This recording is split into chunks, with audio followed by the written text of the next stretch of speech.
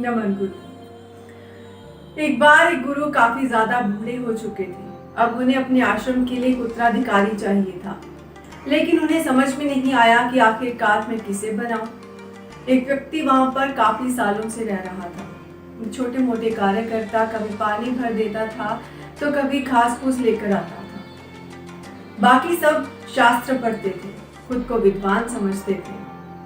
गुरुदेव ने कहा कि अब मैं बूढ़ा हो चुका हूँ, अब मुझे लगता है कि मुझे उत्तराधिकारी को चुन लेना चाहिए।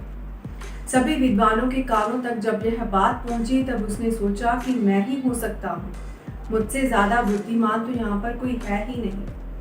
उस गुरु ने कहा कि मैं इस तरह से नहीं चुन सकता कि तुम कहो और मैं तुम में से किसी का चुनाव कर लूं। मैं चाहता हूँ कि इसके लिए तुम खुद काबिल बनो।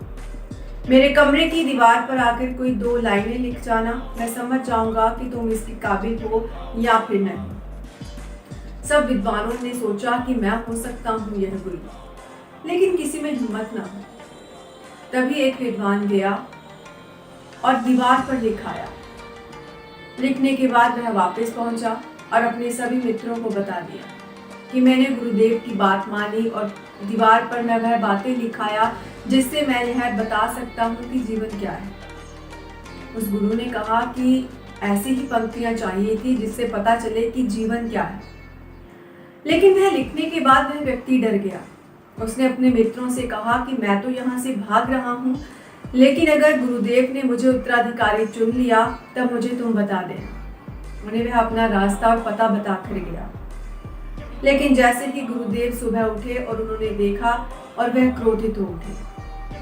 उन्होंने वह पंक्तियां पढ़ी जिसमें लिखा था कि मन एक दर्पण की तरह है, वहां पर धूल जम जाती है, समय समय से इसको साफ करना होगा, तभी सत्य की प्राप्ति होगी। गुरुदेव यह पढ़कर बहुत ज्यादा गुस्सा हुए।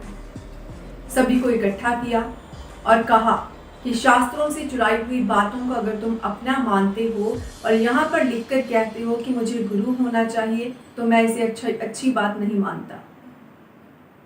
जिस व्यक्ति ने भी यह लिखा है वह सामने आए।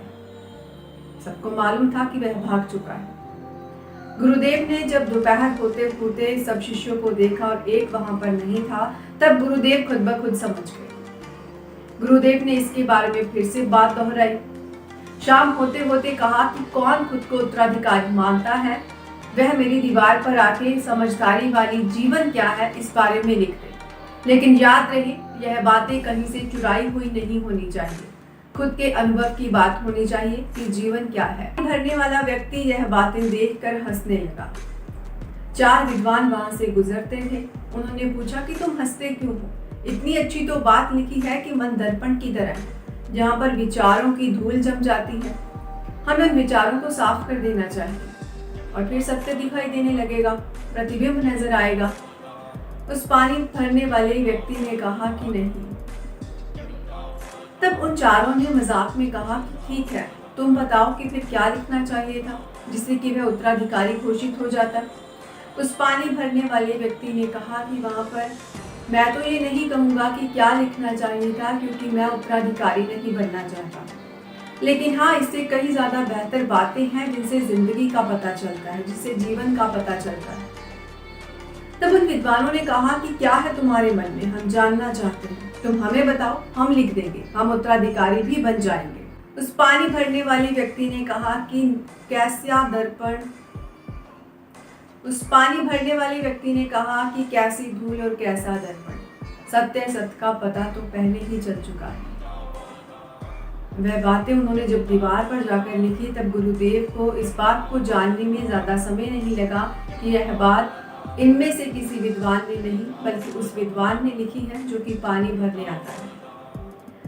ऐसे ही गुरुदेव उसके पास गए और कहा कि तुम मेरे उत्तराधिकारी हो, लेकिन यह सब बुद्धिमान जो खुद को उत्तराधिकारी मानते हैं यह तुम्हें यहाँ पर जीने नहीं देंगे। मैं चाहता हूँ मैं यहाँ से जा रहा हूँ और तुम भी मेरे साथ चलो। ऐसा कहने के बाद वह उस गुरु का असली शिष्य बन गया।